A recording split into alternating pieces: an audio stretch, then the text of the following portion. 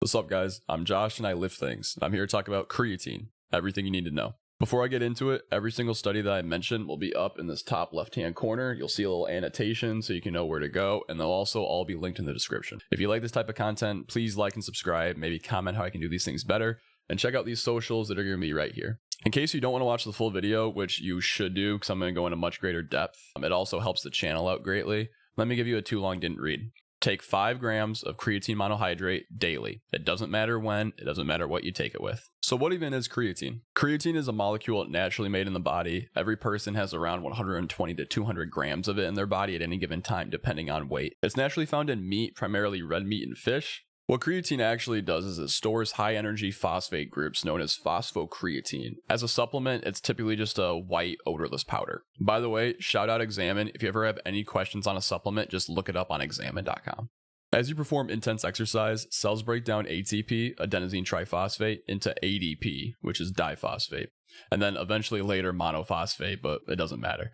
Phosphocreatine, when in these cells in sufficient amounts, donates the phosphate groups to ADP, restoring them back to ATP, the body's main source of energy. If you'd like to learn more about the scientific reasoning or mechanisms at play of why creatine works, or just how the Krebs cycle works in general, comment down below to let me know I should make a video on it.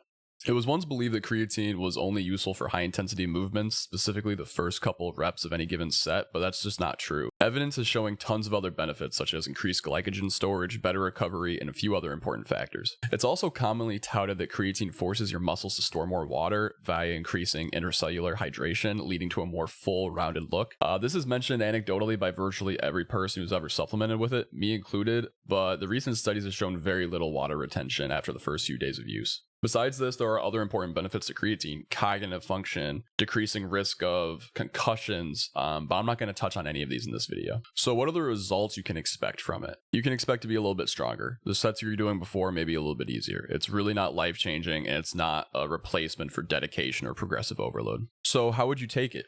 Creatine requires muscular saturation, which means you have to take it for a prolonged period of time to fully saturate your muscles with the phosphocreatine for it to have any type of benefit.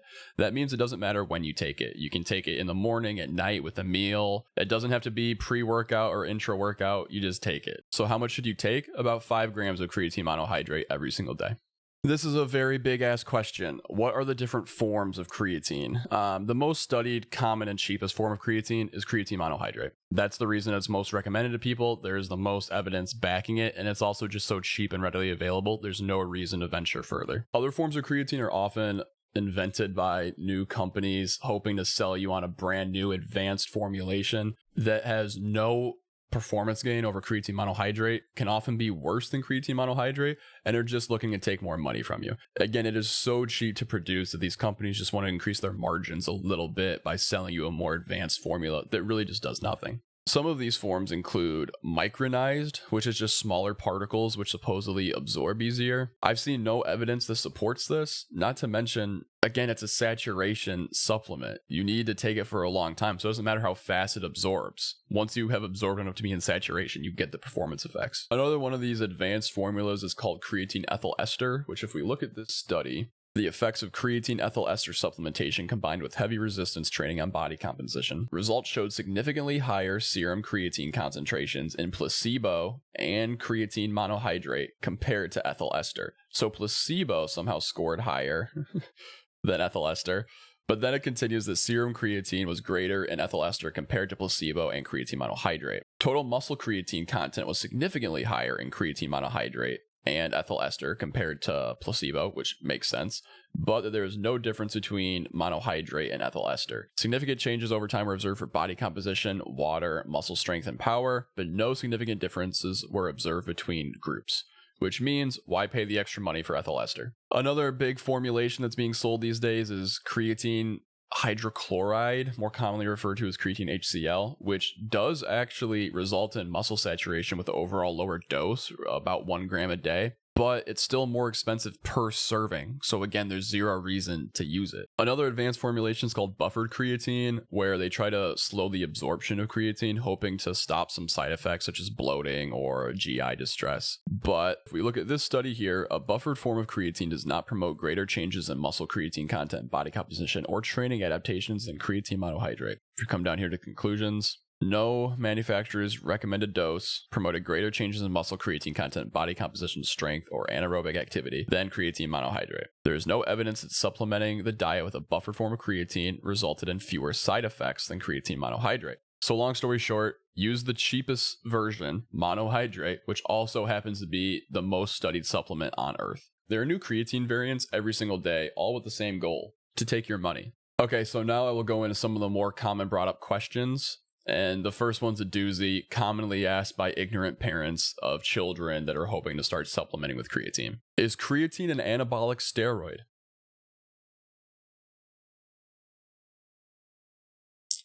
No. No, it's not even a hormone. Read a book or do anything. No. Question number 2. Do you need a loading phase? So first, let me describe a loading phase. A loading phase is often 5 to 7 days of taking anywhere from 15 to 25 grams of creatine in order to reach muscle saturation quicker than a typical maintenance dose, which is 5 grams a day. So you would do a loading phase for 5 to 7 days, and then you would drop off to a maintenance dose. Is this necessary? No, not at all. It will lead you to be in muscle saturation a little bit quicker, but if you just take 5 grams a day, you will reach that saturation after about 3 weeks. So it's really up to you. Do you want the performance enhancing effect that quickly, even though it doesn't make that big of a difference in the first place? If so, go for it, but no, it's not necessary. The only thing is when you use these higher doses, it may lead to one of the main side effects that creatine monohydrate seems to have on some people. And that brings me to question number 2. What are the side effects? For some people, especially those like myself that have Crohn's disease or any other GI disorder, creatine monohydrate can lead to some bloating and in some cases diarrhea for some people.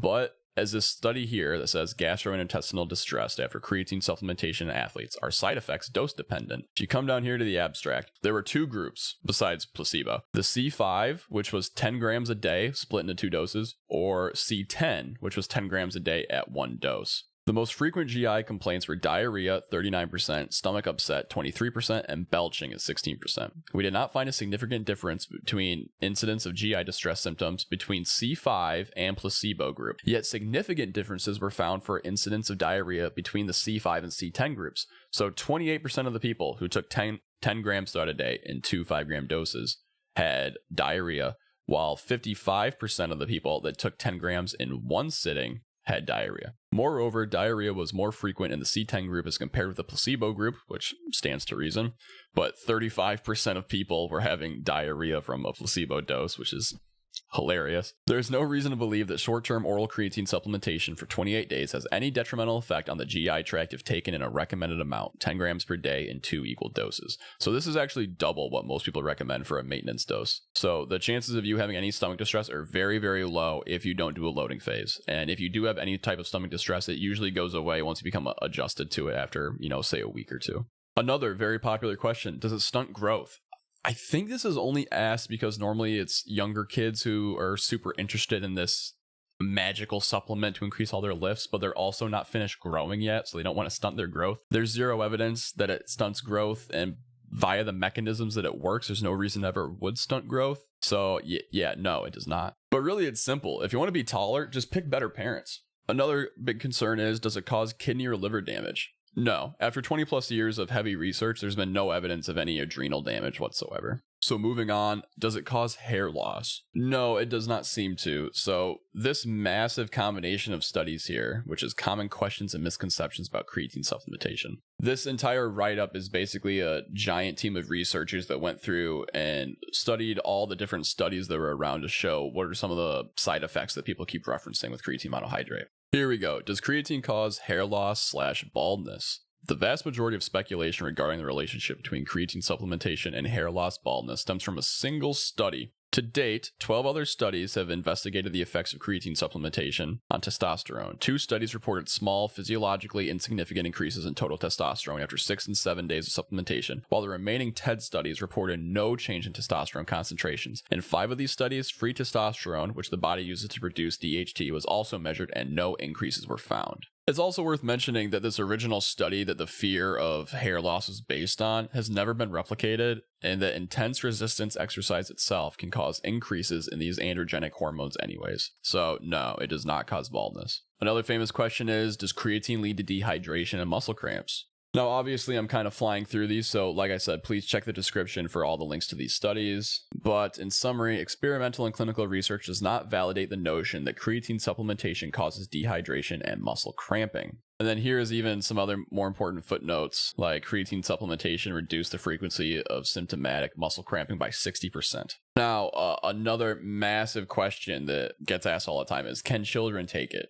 Just like it says here in this study, concerns regarding the safety of creatine supplementation in children and adolescents less than 19 years continue to be highly prevalent. Most supplement companies say to not take if you're under the age of 18. That's just because in the United States, that's when you're considered an adult. And it's not based on any scientific research. It's more so based on not wanting to get sued by pissed off parents. There's been study after study taking very young children and dosing them up with very high amounts of creatine to try to combat a myriad of different symptoms, and there have been no negative results from any of these. Also, anecdotally, virtually everyone that I know that trains started taking creatine around the age 14 range. I was 13 when I started. Now, another big question that gets asked is, can you have an allergic reaction? If you look it up, there's a lot of people that seem to have rashes when they take creatine occasionally, or some hives breaking out. You're not allergic to creatine. There is like 150 grams of creatine in your body right now. Every time you eat red meat or fish, you are consuming creatine, and I doubt you're breaking out in hives. The problem is that supplement manufacturers, at least in the United States, do not have to list what they actually put in a supplement. So there's often going to be stuff like a filler, which can be a starch, an anti-caking agent, usually some type of salt, a drying agent, usually some type of mineral salt,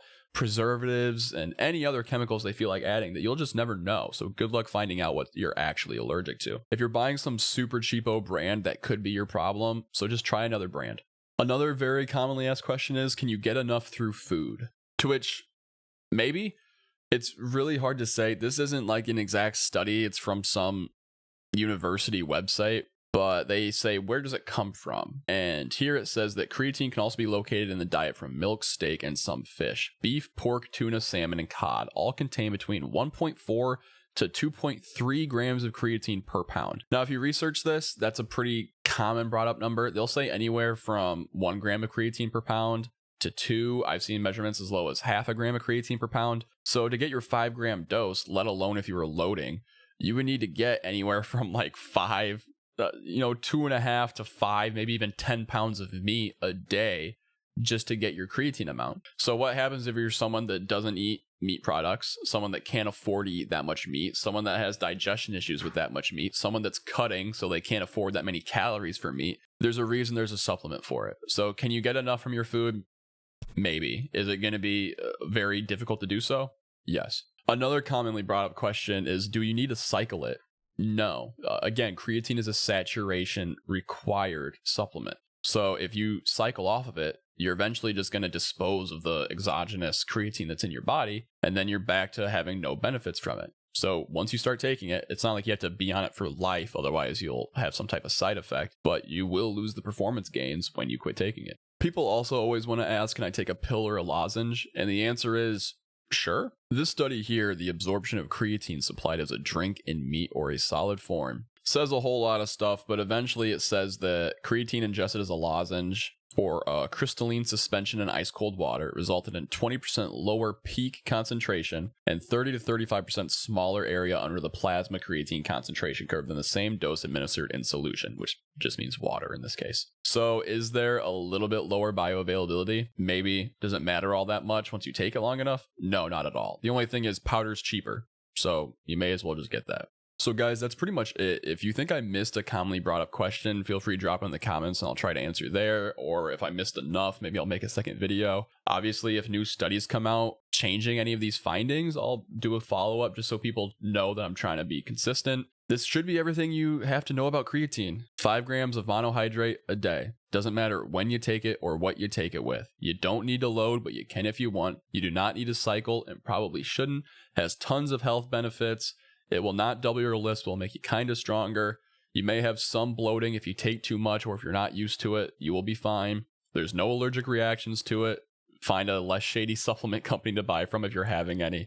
Does not stunt growth, does not make you bald, does not hurt your liver, does not increase cramping or anything like that. It is the safest, most well understood supplement that's on the market, as well as being one of the cheapest on the market. So just take it. Guys, if you like this video, please let me know in the comments. Let me know what I can do better, what I sucked at, what I could do better editing wise or talking wise or whatever. I'm new to this, so help me out if you like this content. Maybe press the like button, maybe subscribe if you want to. All my socials have been right here. They're also in the description. Follow me on TikTok, Instagram, Twitter. Join the Discord, you know, all that stuff.